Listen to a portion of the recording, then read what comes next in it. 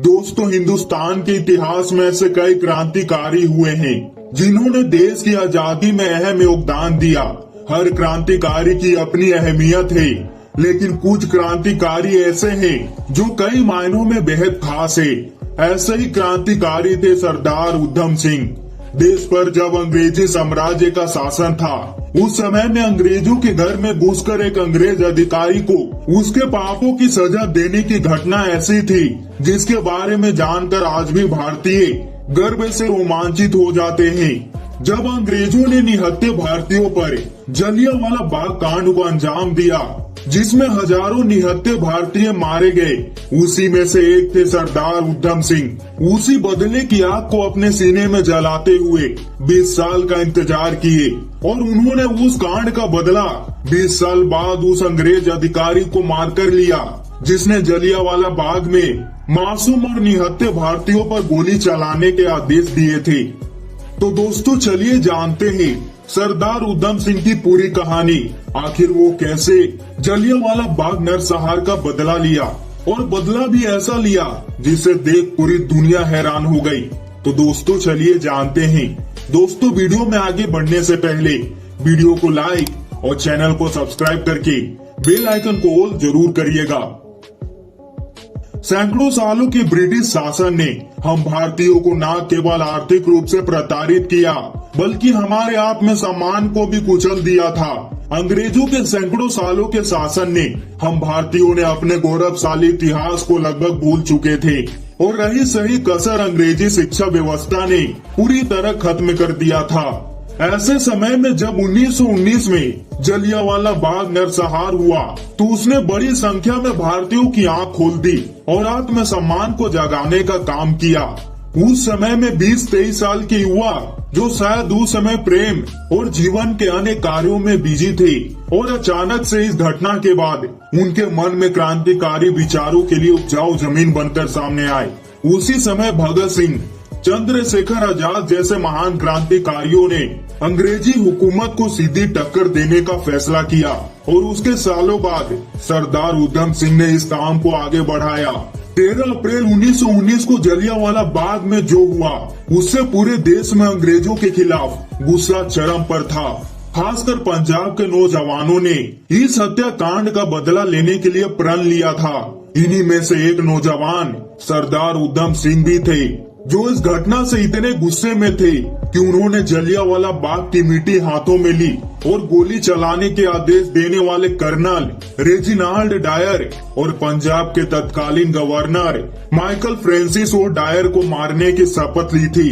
पूरे 20 साल तक प्रयास करने के बाद 1940 में माइकल ओ डायर को मारकर वो अपना बदला पूरा किए।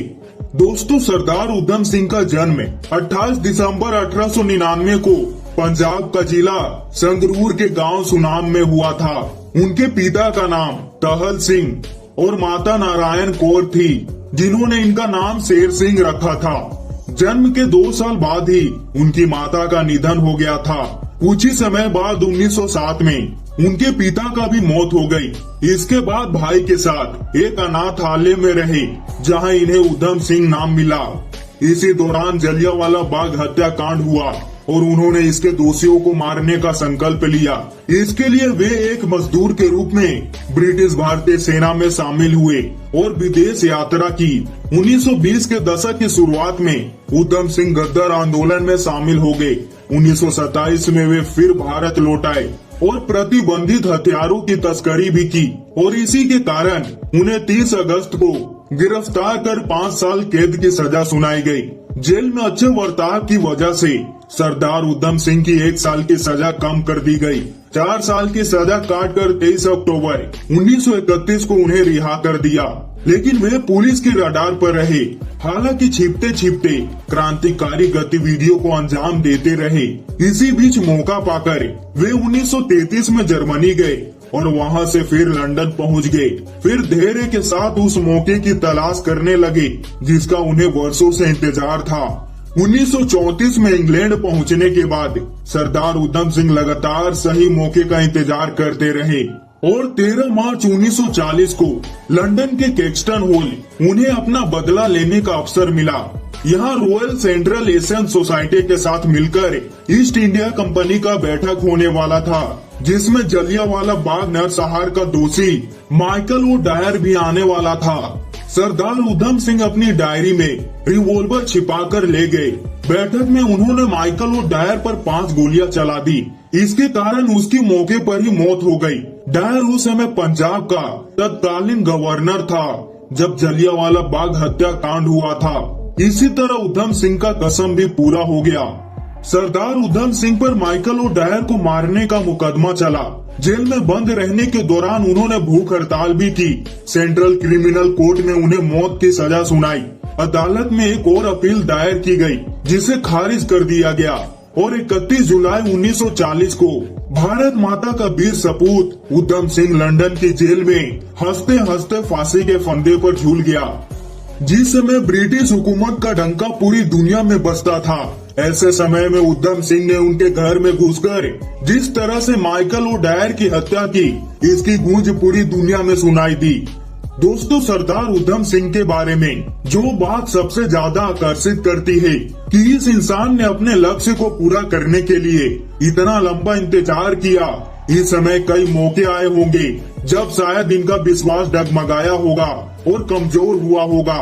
उन्हें लगा होगा कि वह भी अन्य लोगों की तरह आराम से विदेश में अपनी जिंदगी जी सकते हैं, लेकिन सरदार उधम सिंह ने मुश्किल रास्ता चुना और आखिरकार इस राह पर चलते हुए अपने प्राण का बलिदान भी दे दिया। लेकिन उनके उस आत्मविश्वास ने भारतीयों को जो प्रेरणा और आत्म सम्मान दिया, इसका कोई मोल नहीं है। यही वजह है कि देश की आजादी की लड़ाई में सरदार उधम सिंह की एक खास जगह है। तो दोस्तों, ये थी उस क्रांतिकारी की कहानी जिसने अंग्रेजों के घर में घुसकर अंग्रेजी अधिकारी को गोली मारकर हत्या की और पूरी दुनिया में भारतीयों का डंका बजाया।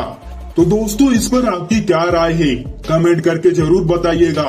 और दोस्तों, वीडियो को लाइक और चैनल को सब्सक्राइब करके बेल आइकन को ऑल जरूर करिएगा, ताकि हमारे ऐसे नॉलेजेबल वीडियो सबसे पहले आप तक पहुंच पाए।